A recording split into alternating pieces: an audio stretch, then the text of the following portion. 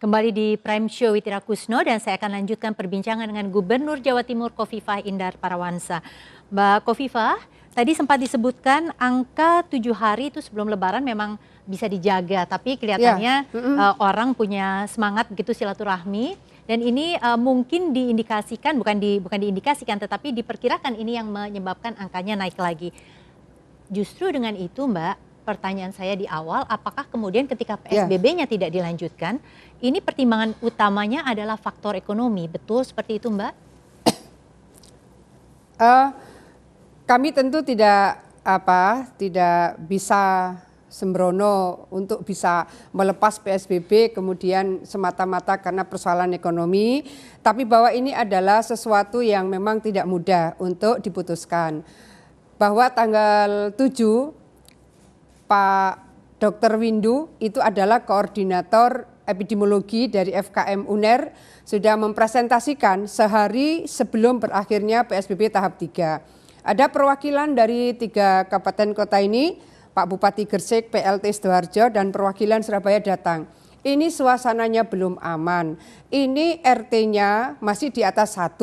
Saya boleh mungkin ini kalau bisa di Zoom ini. Ini adalah Kabupaten Sidoarjo, ini sempat 8 hari RT-nya di bawah 1. Kemudian Surabaya ini sempat 6 hari nih, RT-nya di bawah 1. Kemudian Gresik ini sempat 6 hari, RT-nya di bawah 1. Ya, ini untuk ini pemirsa, adalah Surabaya Raya, RT sempat ini 6 hari. Artinya adalah angka penularan ya Mbak? Ya, rate of transmission. Nah, kemudian kita juga melihat RT-nya bisa 1 atau 1,1, tapi juga kita bisa melihat bahwa attack rate-nya, tingkat resikonya. Ternyata tingkat resikonya kemarin itu sempat 94, hari ini bahkan 107 untuk Surabaya per 100.000 penduduk. Kami juga menyampaikan melalui tim epidemiologi dari FKM UNER bahwa suasananya ini belum aman. Tapi kemudian masing-masing menyampaikan bahwa masyarakat di bawah ini sudah menyampaikan bahwa sumber income mereka ini sudah harus mulai dipulihkan kembali. Kira-kira itu alasan dari wali kota dan bupati di Surabaya Raya ini. Akhirnya saya Pak Pangdam dan Pak Kapolda meminta selain perlu peraturan wali kota dan peraturan bupati, kami juga minta ada komitmen bersama semacam fakta integritas, ada 5 item dan item kelima adalah tetap harus ada koordinasi dan sinkronisasi dari berbagai intervensi, ya, Mbak baik Kofifah, pada proses testingnya, tracingnya, treatmentnya. Oke, ya. Mbak Kofifah, kalau misalnya memang sebenarnya resikonya besar seperti ini dan tidak ada jaminan penuh, dan angkanya nanti mungkin akan naik lagi, apa yang akan dilakukan oleh pemerintah Provinsi Jawa Timur? Ya, tentu adalah Forkopimda, kami melakukan koordinasi sebenarnya sangat intensif Forkopimda Provinsi Jawa Timur. Kami pun menyampaikan bukan hanya dari pakar epidemiologi, tetapi dari persyaratan untuk masuk ke transisi, apalagi masuk ke new normal, salah satu persyaratannya adalah sistem kesehatan. Dari sistem kesehatan mestinya rumah sakitnya cukup, bednya cukup, tenaga kesehatannya memungkinkan untuk memberikan layanan dengan baik. Kami sudah menyampaikan bahwa hari ini Mbak Ira, kalau kita klik di BLC, jadi Bersatu Lawan COVID di gugus tugas, kita akan terkonfirmasi di sana bahwa di Surabaya ini sebenarnya bednya sudah tidak cukup, Sidoarjo sudah tidak cukup, Gresik sudah tidak cukup. Kami pun menyampaikan itu. Ini kondisinya seperti ini. Apa responnya? Lalu kita juga sudah menyiapkan rumah sakit darurat.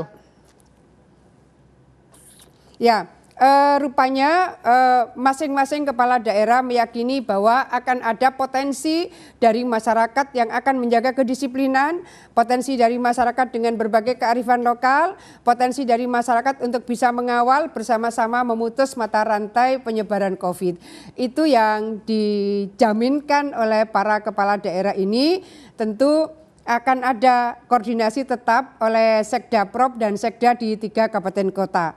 Maka kami tadi menandatangani komitmen bersama di antara Forkopimda, Berarti di situ ada Pangdam, Kapolda, Pangku Armada 2, Gubernur, dan Ketua DPRD yang tadi diwakili oleh Wakil Ketua DPRD. Oke, Mbak Artinya ini Kofifa, sesuatu yang betul-betul kami harus mengawal. ya, Mbak Kofifa, bisa dijelaskan langkahnya secara real nanti akan seperti apa? Komitmen itu di atas kertas, tetapi tadi dibilang disiplin masyarakatnya juga masih rendah. Sebenarnya angkanya juga belum cukup untuk bisa dilonggarkan. Langkah real di lapangan akan seperti apa, Mbak, strateginya? Jadi berkali-kali kami menyampaikan bahwa ini belum aman gitu, dan sekarang ini yang paling real adalah Kampung Tangguh ini yang kita coba maksimalkan.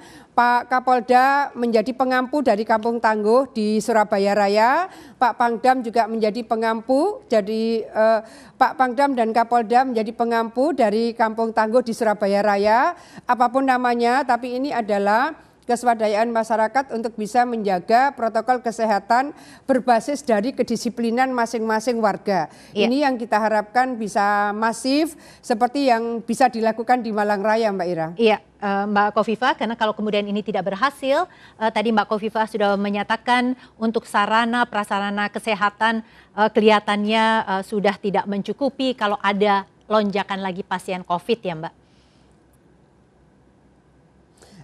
Ya, kami sudah sekarang menyiapkan rumah sakit lapangan atau rumah sakit darurat. Kami pun menyampaikan bahwa misalnya saya ambil contoh Rumah Sakit Dr. Sutomo, kebetulan ini rumah sakitnya Pemprov. Dari semula 12 bed, sekarang ini sudah 292 bed. Dari 12 sudah menjadi 292 bed.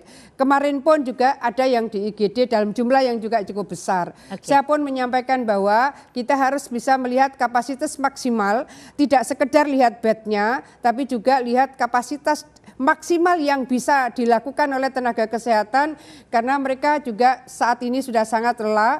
Tidak boleh misalnya mereka lebih lelah lagi ketika misalnya pasien itu jumlahnya menjadi tidak terkontrol. Ya, hari ini saya bisa sampaikan dari 12 sudah 292 bed, tambahnya sudah luar biasa. Ya, baik, terima kasih Mbak Kofifa. Jadi kuncinya ini adalah pengawasan dan disiplin dari kita semua.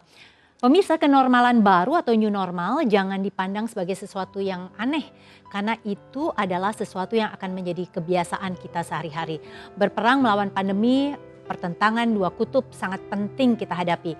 Kesehatan adalah hal yang utama, namun pemulihan ekonomi juga menjadi bagian yang penting.